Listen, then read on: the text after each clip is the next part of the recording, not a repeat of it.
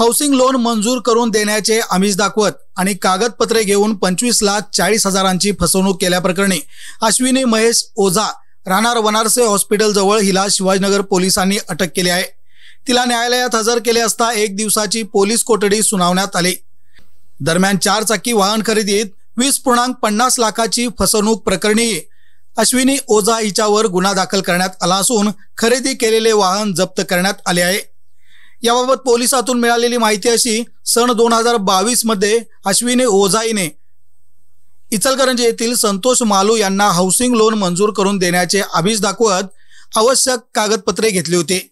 तसेच वेळोवेळी संतोष व प्रतीक मालू यांच्या खात्यावरून ओझा हिला कमिशन पोटी RTGS द्वारे 25,40,000 रुपये दिले गेले, परंतु कर्ज मंजूर करून दिले नसल्याने घेतलेले पैसे परत मागितल्यानंतर ओझा हिने सारस्वत बँकेचा 12,50,000चा धनादेश दिला होता। मात्र तोही न वटता परत आल्याने कर्ज मंजूर न करता कमिशन पोटी घेतलेले पैसे परत न देता फसवणूक केल्याप्रकरणी संतोष मालू यांच्या फिर्यादीनुसार 9 डिसेंबर 2024ला शिवाजीनगर पोलीस ठाण्यात गुन्हा दाखल झाला होता। पोलिसांनी या प्रकरणाचा तपास करून ओझा हिला अटक केली आहे। दरम्यान आणखी एका प्रकरणात फिर्यादी प्रतीक मालू याच्याकडून संशयित अमरजित घाट याने सन 2022 मध्ये MH09 FQ0084 ही किया कंपनीची कार 20,50,000चा खरेदीचा करार केला होता।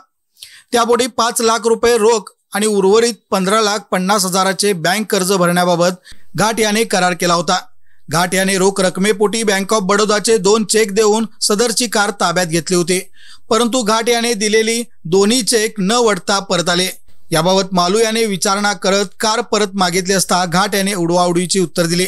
त्यामुळे आपली फसवणूक झाल्याचे प्रतीक मालू याने घाट याच्या विरोधात 9 डिसेंबर 2024 रोजी पोलिसात गुन्हा दाखल केला होता। या प्रकरणातील प्रतीक मालू याचे वाहन संशयित अश्विनी ओझा हिच्याकडून जप्त करण्यात आले आहे। या फसवणूक प्रकरणी ओझा हिच्यावर गुन्हा दाखल करण्यात आला आहे।